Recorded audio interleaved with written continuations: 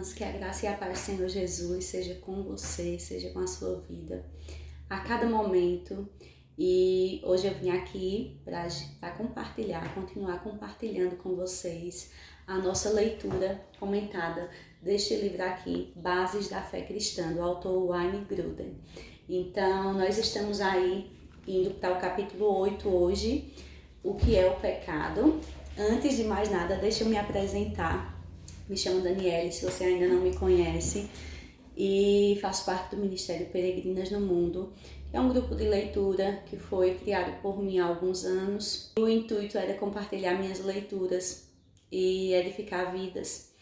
E ao longo desse tempo, a gente tem aí continuado, embora em um ritmo bem lento e muitas vezes bem mais lento do que eu esperava, mas a gente faz aquilo que está dentro das nossas limitações e pela graça do Senhor, né? Nós estamos na leitura deste livro aqui, Bases da Fé Cristã. O meu intuito foi de ajudar mesmo as irmãs a conhecerem melhor, né? E aquelas que já conhecem, assim como eu já conheço, né, essas bases, mas que pudessem ser reforçadas. É sempre bom a gente estar voltando, né? Como o nome fala, bases, elas precisam estar fortes, elas precisam estar bem fixadas na nossa mente, no nosso coração. Então, por isso, compartilhar da leitura deste livro. E se você não acompanhou as outras leituras, você pode estar acompanhando aqui no canal Peregrinas no Mundo, PNM, e você pode ver os demais áudios desde o início. A gente iniciou fazendo uns estudos, reuniões mesmo, online, mas devido à falta de condição de conciliar a questão, é difícil de marcar com vocês e de estar lá. E eu sei que para algumas irmãs também o horário muitas vezes não batia. Enfim, aí estou mandando às vezes áudio, às vezes vídeo, e quem sabe a gente faz outra reunião daqui para frente, tá? Hoje o capítulo que eu vou compartilhar com vocês é o capítulo 8, que tem como tema o que é o pecado. Aí eu sou dessas, né, minha gente, que diz assim, marque a parte mais importante, e você sai riscando tudo, assim, dessa forma. Mas é porque realmente é um capítulo bem rico, assim, para a gente conhecer mais sobre esse mal que nos afeta desde o início, né, que entrou no mundo por Adão e Eva e que afeta a nossa natureza e que afeta o nosso relacionamento com Deus e o nosso relacionamento com os outros também, né? Então, saí marcando aqui um monte e vou compartilhar um pouquinho com vocês do que o autor traz pra gente, das bases bíblicas, né, de todo o entendimento que a gente pode retirar da palavra de Deus sobre o pecado. Bem, primeiro ele destaca que o pecado ele destroça tudo. O pecado ele arruína a imagem de Deus em nós. Como nós vimos no último capítulo sobre o que é o homem, nós vimos que nós fomos feitos à imagem e semelhança do nosso Deus. Mas o pecado, ele mancha essa imagem de Deus em nós. E a história da espécie humana, tal como apresentada na Bíblia, é a história de Deus restaurando pessoas perdidas que vivem em um mundo arruinado. Então, nossa imagem, a imagem de Deus está manchada em nós pelo pecado, mas esse mesmo Deus, com seu amor e com sua misericórdia, ele vem restaurar essa imagem em nós através do seu Filho amado, Cristo Jesus. O pecado, então, é qualquer falha em obedecer à lei moral de Deus, em atos, atitudes e natureza. Então, o pecado, ele é uma ação contrária à lei moral de Deus, que pode ser manchada, né, no caso, essa lei moral contrariada pelo pecado em nós, através da nossa atitude, através dos nossos atos e pensamentos, da nossa natureza, né? O pecado, ele também é encontrado em nossa natureza, ou seja, tem um caráter interno, que é a essência de quem nós somos. Bem, Paulo diz que aqueles que rejeitam Jesus são, por natureza, filhos da ira, lá em Efésios 2:3. Deus, ele é eternamente bom, e por ele ser eternamente bom, nele não pode existir absolutamente nenhuma marca de pecado. Da mesma forma, ele não poderia se relacionar com seres humanos pecadores, porque Deus ele odeia o pecado. A sua natureza é boa e é santa, então nada que fosse manchado pelo pecado poderia se relacionar com este Deus santo. Portanto, qualquer coisa que seja contrária à lei moral de Deus, ela é consequentemente contrária ao caráter de Deus, ela é oposta ao próprio Deus. Então, o Senhor odeia o pecado porque ele contradiz diretamente tudo o que Deus é. Aqui o autor destaca que, em razão do pecado estar em completa contradição com Deus, ele não pode pecar. Então, nós nunca deveríamos culpá-lo pelo surgimento do pecado, nem mesmo pensar que a existência do pecado é culpa de Deus. E nós sabemos que muitas vezes em discussões acaloradas a respeito do mal, do surgimento do mal, muitas pessoas até culpam a Deus pelo fato da existência do pecado, Mas nós não devemos fazer isso. Por quê? Porque as obras de Deus, elas são perfeitas e todos os seus caminhos são justos. Deus, ele é fiel e ele não comete erros. Ele é justo e reto, como nós podemos ver em Deuteronômio 32:4. Então, se ele é justo, bom, reto, nele não existe erro, ele não é, então, o fundador responsável pelo surgimento do pecado. É impossível para Deus desejar fazer o mal ou tentar outra pessoa por fazer o mal. Nós vemos isso em Tiago 1,13, que Deus não pode ser tentado pelo mal e ele mesmo a ninguém tenta. Então, essa responsabilidade do pecado, ela nunca deve ser atribuída ao próprio Deus. No entanto, a Bíblia também nos diz que Deus ele faz todas as coisas segundo o propósito da sua vontade. Então, aqui está um daqueles mistérios que nós, seres humanos, com a nossa mente limitada, nós não conseguimos explicar claramente e nem devemos entrar com esse intuito de explicar claramente, detalhadamente, porque isso aqui se trata de um mistério. Nós sabemos que Deus ele é soberano, que nada foge da sua vontade, do seu domínio, do seu controle. Mas nós também sabemos que ele é justo, reto e bom. Então ele não é o responsável pelo mal, mas o mal também não existiria se não estivesse debaixo da autorização do Senhor, Mas isso a gente nunca vai conseguir chegar em um consenso, em explicar isso de forma clara.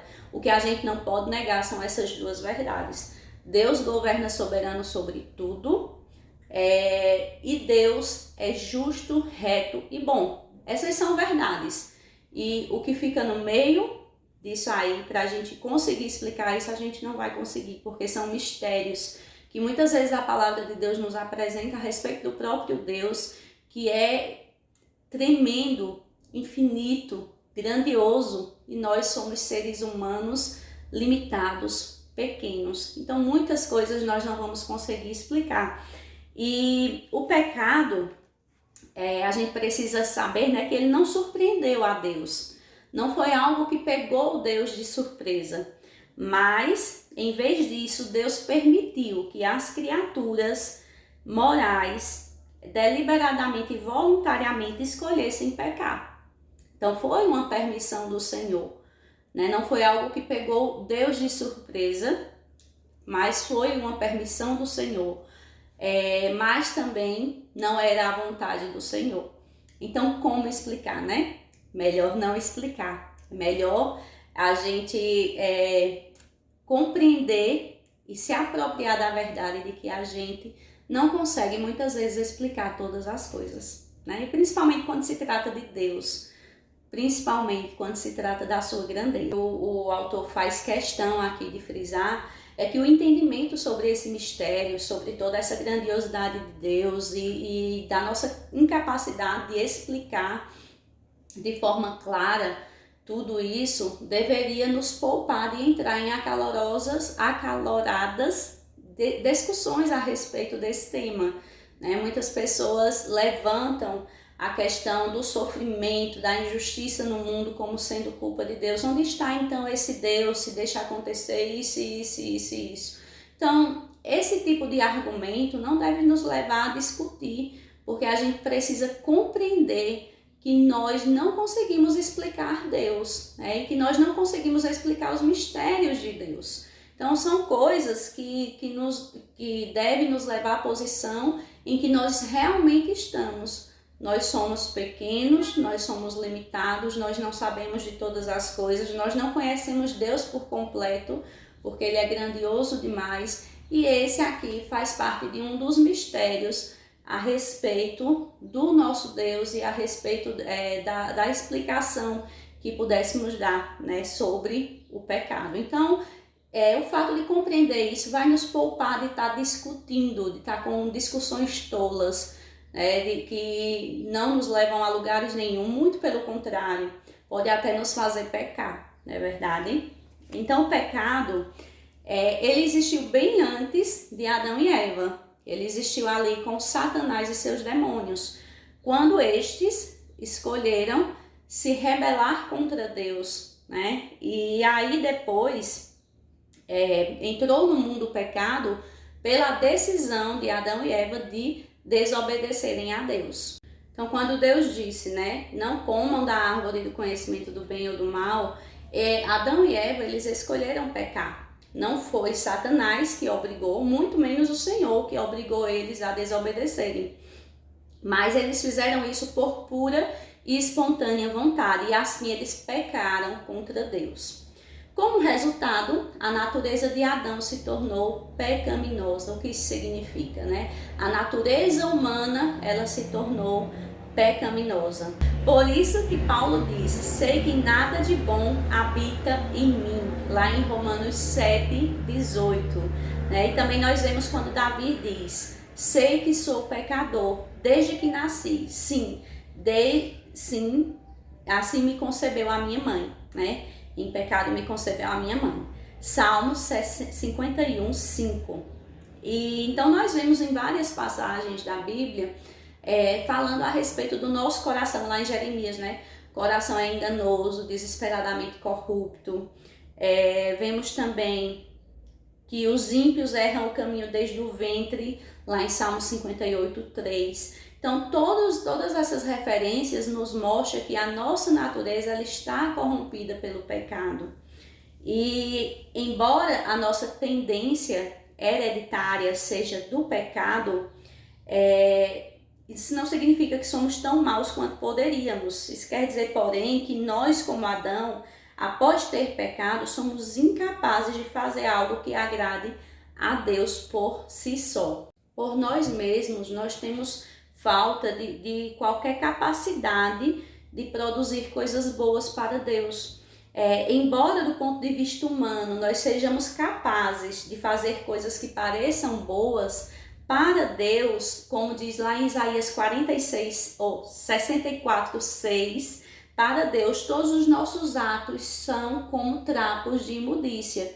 Então, nossas boas ações, elas são como trapos de imundícia, elas são imundas, né? Elas são sujas para Deus. Embora muitas vezes uma pessoa pareça ser uma pessoa assim, socialmente bem vista, né? Uma pessoa que pratica boas ações para a sociedade, aquela moça é uma moça de bem, aquele rapaz é um rapaz de direito, né? A gente costuma ouvir muito, é uma pessoa boa. Mas se não, nós não somos bons, né? Nós podemos estar realizando ali alguma coisa boa para a sociedade, mas para Deus, essas obras, por si só, elas são como trapo de imundícia. Por quê? Porque elas são manchadas pelo pecado. E uma coisa que a gente não pode esquecer é que o nosso Deus, ele é completamente santo.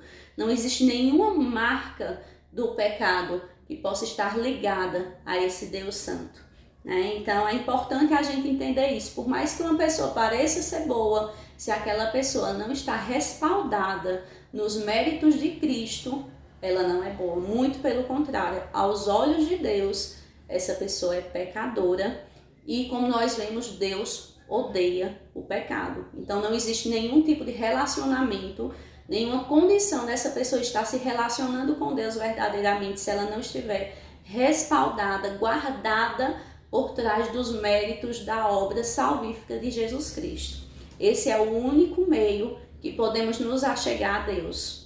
Cada segmento do nosso ser está manchado pelo pecado, seja o nosso intelecto, as nossas emoções, os nossos desejos, o nosso coração, nossos objetivos, nossos motivos, em tudo, nosso corpo físico, em tudo, não existe uma área sequer da nossa vida em que o pecado não tenha manchado. É importante também a gente compreender essa verdade. O ato de Adão resultou não somente em sua própria culpa, mas também na culpa de qualquer ser humano. Ou seja, como diz lá em Romanos 5,12, o pecado entrou no mundo por um homem, e pelo pecado a morte. Assim também a morte veio a todos os homens, porque todos pecaram.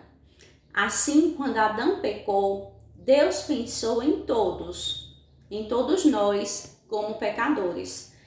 Embora isso possa parecer injusto, e difícil de acreditar, é muito coerente com o padrão de Deus. Por quê? Porque da mesma forma como o pecado entrou no mundo por um homem, toda a raça humana foi manchada por esse pecado, tem essa natureza pecaminosa a partir da desobediência de Adão. Da mesma forma entrou a salvação por um único homem, que foi Cristo Jesus, né? Como nós vemos lá em Romanos 5,19. Deus, ele encara a espécie humana como algo organicamente completo, uma unidade representada por Adão como seu cabeça. Ele também, como está claro em Romanos 5,19, considera a nova raça de cristãos como organicamente unidos, uma unidade representada por Cristo como seu cabeça. Não podemos aceitar a segunda declaração sem concordar com a primeira. Então, nós não podemos aceitar que Cristo veio, né, e salva todo aquele que nele crê, se nós não concordarmos com a primeira afirmativa também. A gente não pode concordar que a salvação entrou no mundo por um só homem, se a gente não concordar que o pecado entrou no mundo por um só homem, né? Bem, então todos nós devemos admitir que nós temos contrariado a lei moral de Deus, mesmo que porventura viéssemos a não acreditar que o pecado entrou por um único homem. Mas uma coisa é certa, todos nós precisamos admitir que nós temos ferido a lei moral de Deus. Tanto em atitudes como em ações, nós temos ferido essa lei moral de Deus, nós ferimos isto. E então nós somos todos culpados e todos nós necessitamos de um meio de nos tornarmos justos diante de Deus. As boas novas são de que Deus projetou o mundo de tal forma que nossas falhas pessoais podem ser redimidas por meio do trabalho de outro. Nossa desobediência individual pode se tornar justa pela obediência de outro. Então, Cristo pagou os nossos pecados na cruz do Calvário. E por meio de Cristo, nós temos então a libertação, né, deste salário. Nós temos então, por meio da morte e da ressurreição de Jesus, a libertação da condenação que o pecado nos traz. Bem, lá em 1 Pedro 2,24 vai nos dizer: Ele mesmo levou em seu corpo os nossos pecados sobre o madeiro, a fim de que morrêssemos para os pecados e vivêssemos para a justiça. Para aqueles que olham para Jesus, para o perdão de seus pecados, não existe mais condenação. Isso é o que a palavra de Deus nos diz lá em Romanos 1. Então, quando nós cremos em Jesus como nosso Salvador, como aquele que pagou a nossa dívida esta que nós não poderíamos pagar, dívida esta que, além de pagar as nossas dívidas, Ele nos concedeu crédito, né? Então, quando nós olhamos para Cristo Jesus como nosso Salvador, não existe condenação para as nossas vidas. Nada é capaz de nos separar do amor de Deus que está em Jesus Cristo. Então, ao pecarmos como cristãos perdoados, nossa posição legal diante de Deus não é afetada, porque nós somos perdoados não por nós, né? Não é porque eu deixei de pecar, mas é porque Cristo pagou todos os meus pecados. E Cristo, ele pagou todos os meus pecados mesmo, sem distinção. Foram os pecados cometidos anteriormente, pecado que eu possa vir cometer hoje, pecado que eu cometerei amanhã. E todos esses pecados, eles foram pagos por Cristo Jesus. Então aqui entra a questão que eu falei do crédito, né? Jesus pagou a nossa dívida e ainda nos concedeu crédito. Então todos os nossos pecados, passados, presentes, futuros, foram pagos por Cristo Jesus na cruz do Calvário. Então o fato de nós pecarmos não vai nos separar do amor de Deus em Cristo. Agora a gente não pode negar que esse pecado ele afeta sim a nossa comunhão com Deus, o nosso deleite no Senhor, porque o Senhor se entristece com o nosso pecado. E isso muitas vezes pode acarretar na disciplina de Deus sobre as nossas vidas, que muitas vezes ela tem um sabor amargo, essa disciplina. A gente não vê motivo de alegria no momento. Mas Deus, a palavra de Deus diz que Ele disciplina aqueles a quem Ele ama. Que nós possamos sair do estado de pecado e buscar a santidade no nosso Deus. Além da nossa comunhão com Deus, o pecado ele também pode afetar o nosso relacionamento com as pessoas. Muitas vezes o modo como falamos, como agimos com o outro, vai afetar fortemente os nossos relacionamentos. Então o pecado ele tem sim consequência para as nossas vidas. Embora ele não nos separe de Deus, mas ele tem sim consequências para as nossas vidas, consequências para a nossa comunhão com o Senhor. E apesar de todos os cristãos ainda pecarem, eles não devem participar de um padrão de desobediência de longo prazo cada vez maior à lei moral de Deus. Ou seja, todo aquilo que é nascido de Deus não pratica o pecado. 1 João 3,9. O que é então? Qual seria então essa diferença entre pecar e praticar o pecado? Pecar é a gente fazer aquilo que é contrário à vontade de Deus, à lei moral de Deus, que fere e entristece o nosso Deus. E viver na prática do pecado é fazer aquilo de forma constante e aquilo não tem nenhum impacto sobre a nossa mente e coração. A gente não se arrepende, a gente não se entristece, Um novo coração que nos foi dado a partir do momento que nós reconhecemos o nosso Senhor Jesus como Salvador e nos tornamos então templo do Espírito Santo de Deus. Esse novo coração ele vai se entristecer com o pecado, por mais que isso não aconteça ali na hora, por mais que seja necessário uma outra pessoa vir e apontar o dedo e mostrar o nosso pecado, assim como foi na vida de Davi, Muitas vezes a gente não vai se arrepender ali na hora, mas Deus ele vai nos conduzir a esse arrependimento, porque nós temos um novo coração. Agora, um coração que não foi regenerado, ele é capaz de viver na prática do pecado sem que isso lhe cause nenhum dano. E se alguém continua em um padrão de desobediência sem arrependimento, ele pode verdadeiramente não ter posto sua confiança em Jesus para a salvação, ou seja, o padrão pecaminoso de sua vida pode mostrar que ele jamais foi realmente um cristão.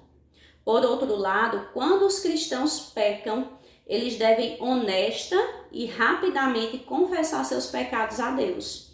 Quando fazemos isso, descobrimos que Deus ele é fiel e justo para perdoar os nossos pecados e nos purificar de toda injustiça, como diz lá em 1 João 3,9. Então, minhas irmãs, este foi o capítulo 8 do livro Bases da Fé Cristã, que nos falou aí, nos trouxe aí um retrato do pecado, das consequências do pecado, de como o pecado nos afeta os nossos relacionamentos, afeta o nosso relacionamento, a nossa comunhão, principalmente com Deus, que nele não existe pecado e o pecado entristece de forma direta.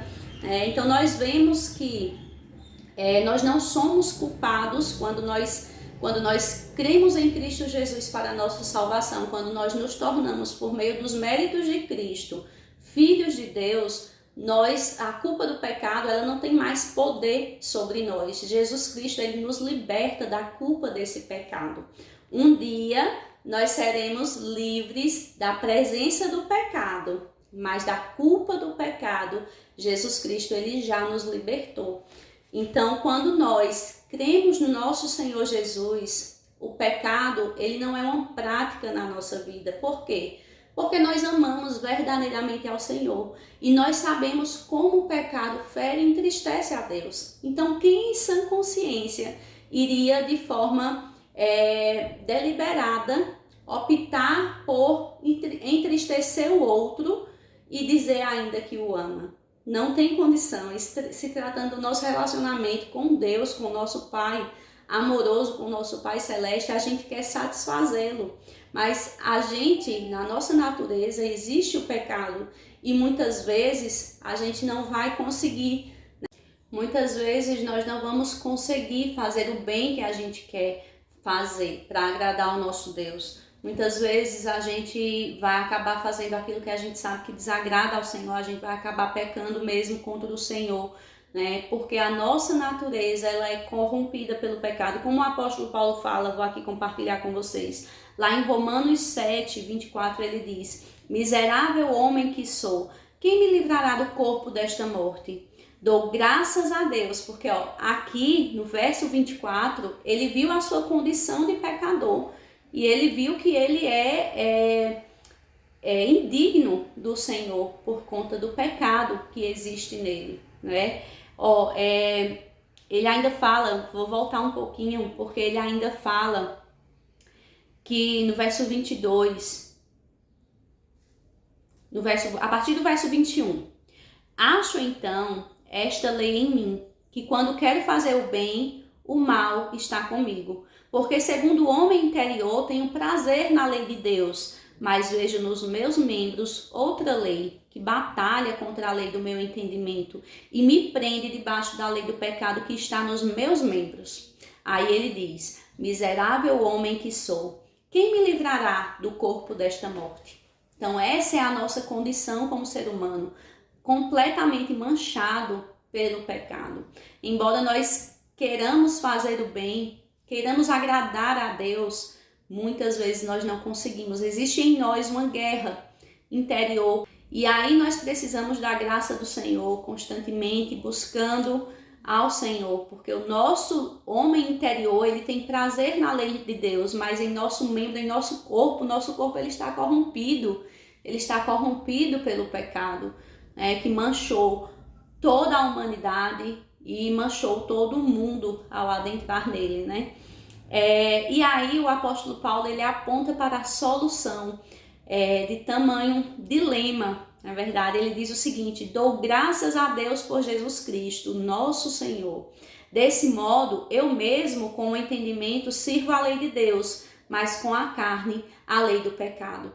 Então, nós precisamos entender isso. A única forma que nós temos de sermos aceitos pelo Senhor é através de Cristo, é através da obra salvadora de Cristo, porque em nós não existe nada que seja digno desse amor, do amor de Deus, né? Mas tudo o que precisava ser feito para que pudéssemos ter vida, paz com Deus e vida em abundância nele, foi feito pelo nosso Senhor e Salvador Jesus Cristo. Então, o pecado, Cristo, ele nos liberta da culpa desse pecado, embora nós ainda tenhamos a nossa natureza manchada. E isso, de fato, nós só vamos estar livres, né? Nós estamos aí como cristãos caminhando em um processo de santificação, mas nós só iremos estar completamente livres da presença do pecado quando estivermos na glória com o nosso Senhor Jesus. Até lá nós precisamos estar sempre ligadinhos a Ele, buscando sempre em sua dependência fazer aquilo que agrada a Deus, nos arrependendo quando cairmos, confessando os nossos pecados, reconhecendo a nossa necessidade do nosso Senhor. Esse é o caminho da santificação. E aí chegaremos na glória pela graça do Senhor Jesus e estaremos livres de todo o pecado que entristece o coração do nosso Deus e entristece também o nosso coração. Amém. Amém. Que Deus abençoe sua vida, amada irmã, que essa palavra do Senhor, esses versículos aqui lidos, compartilhados com vocês, essas verdades tenham feito com que o seu coração descanse no Senhor, descanse no amor do Senhor, e também tenha feito com que a sua esperança se renove em saber que um dia o Senhor virá nos buscar, um dia nos encontraremos com nosso Deus e estaremos livres desse pecado, do poder do pecado que tanto nos entristece. Quando erramos, quando pecamos contra o nosso Deus, que é santo. Deus abençoe a sua vida. Nos encontraremos então em breve. Vou compartilhar com vocês, estarei compartilhando com vocês em breve o capítulo 9, que tem como título Quem é Cristo? Então vamos refletir e com certeza a palavra do Senhor vai nos abençoar. Esses versículos lidos, eles têm nos fortalecido, essas verdades que estão sendo relembradas, elas têm nos fortalecido pela graça de Cristo e assim continuará sendo. Pela graça do Senhor, aguardo você no próximo capítulo. Gostaria de pedir a você que deixe aqui seu like, seu comentário. Se tiver algum versículo em sua mente, se o Senhor trouxe em sua mente, em seu coração algo, compartilha com a gente também, para edificar outras vidas. E o fato de você curtir, de você compartilhar, de você comentar, tudo isso faz com que esse vídeo alcance mais pessoas e a palavra de Deus alcance mais pessoas também. Outras vidas sejam edificadas pela graça do Senhor. Tá bem? Forte abraço. Até o próximo. Não há um sequer, nunca ninguém te procurou. Não há um sequer, nenhum de nós te buscou. Dos céus tu olhas, Senhor, pra ver se há alguém que entenda, se há quem busque a ti. Mas não há um sequer. Dos céus tu olhas, Senhor, pra ver se há alguém que entenda, se há quem busque a ti. Mas não há um sequer.